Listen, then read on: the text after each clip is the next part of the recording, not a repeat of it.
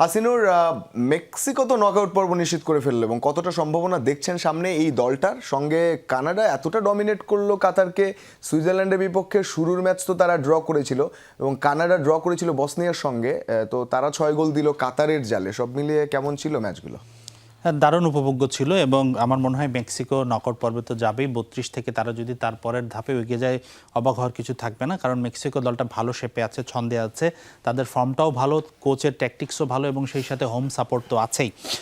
তবে আমার কাছে মনে হচ্ছে রঞ্জন, রাতের সবচেয়ে আকর্ষণীয় ম্যাচ ছিল সুইজারল্যান্ড এবং বসনিয়ার মধ্যেকার খেলাটি। বিশেষ করে সেকেন্ড হাফ যদি দেখি, রেজাল্টটা তো আমরা সবাই জানি যে আসলে 4-1 হয়েছে, কিন্তু আমি একটু আমাদের কাছে একটা ছবি আছে দেখাতে চাই।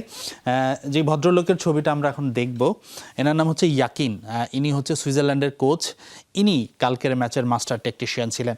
দর্শক, কথাটা এই কারণেই বলছি যে তিনি 71 মিনিটে 2 জন সাবস্টিটিউট করেন, সেই 2 জন মিলে 4 গোলে অবদান রেখেছেন। এক ফুটবলার 2টি গোল করেছেন, একজন একটি করেছেন, একজন আবার সেই যিনি একটি গোল করেছেন তিনিও আবার একটি অ্যাসিস্ট করেছেন। অর্থাৎ পুরো ম্যাচের যে ট্যাকটিক্সটা ছিল এত সময় ধরে, যখন গোল আসছিল না সেই সময় তিনি যেভাবে ট্যাকটিক্সটা কাজে লাগিয়ে সাফল্য এনেছেন সেটা সত্যিই প্রশংসনীয়, যেটা গতকালকে পর্তুগাল কোচ করতে পারেনি। আরেকটা যে ম্যাচ ছিল কানাডা এবং কাতার, এই ম্যাচে কানাডা ফেভারিট ছিল সেটা তো অবশ্যই, কিন্তু এত বড় মার্জিনে জয় আসবে সেটা এক্সপেক্টেড ছিল না এবং সেটা অবশ্য হয়েছে। কাতার 2টো লাল কার্ড খেয়েছে সেটার জন্য। জনাথন ডেভিস অনেক পুরনো ফুটবলার, দুর্দান্ত পারফরমেন্স করেছেন। আরেক ডেভিস আছে আলফোনসো ডেভিস, তিনি ইনজুরিতে, কানাডার ক্যাপ্টেন। তবে যাই হোক, সেটা ডিফারেন্ট বিষয়। তবে আমার কাছে মনে হয়েছে এই ম্যাচের রেজাল্ট ছাপিয়ে আমাদের কাতারের যে ফুটবলার ইসমাইল কোনে, তিনি যে ইনজুরিতে পড়েছেন সেটাই ছিল ভয়ানক, সেটাই টক অফ দ্য টাউন।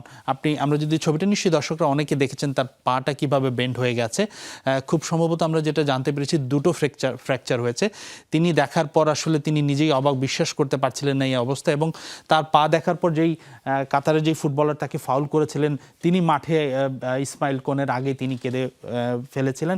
এরপর অবশ্যই তাকে স্ট্রেচারে করে নিয়ে যাওয়া হয়। আমরা পরের ছবিগুলো যদি একটু দেখাই দর্শকদেরকে। এবং আমি কেন বলছি জয় পরাজয় ছাপিয়ে যে কোনের ইনজুরিটাই সবচেয়ে বড়, আরেকটা ছবি আছে আমাদের কাছে। কানাডা যখন জয় তো অবশ্যই তারা উদযাপন করেছে, জিতেছে। আরেকটা ছবি আছে, আমরা যদি দেখাতে চাই, কানাডার ফুটবলাররা কিন্তু এই জয়টা কোনেকেই উৎসর্গ করেছেন। কোনের বিশ্বকাপ শেষ নিশ্চিত সেটা তো, কিন্তু কবে তিনি মাঠে ফিরবেন সেটা নিয়েও কিন্তু একটু অনিশ্চয়তা থাকছে। তবে সব মিলিয়ে আকর্ষণীয় ম্যাচ ছিল, কিন্তু কোনের জন্য নিশ্চয়ই সবার শুভকামনা থাকবে। যমুনার টিমের পক্ষ থেকেও তার জন্য শুভকামনা থাকবে, তিনি যেন দ্রুত সুস্থ হয়ে আবারও খেলার মাঠে ফিরতে পারেন।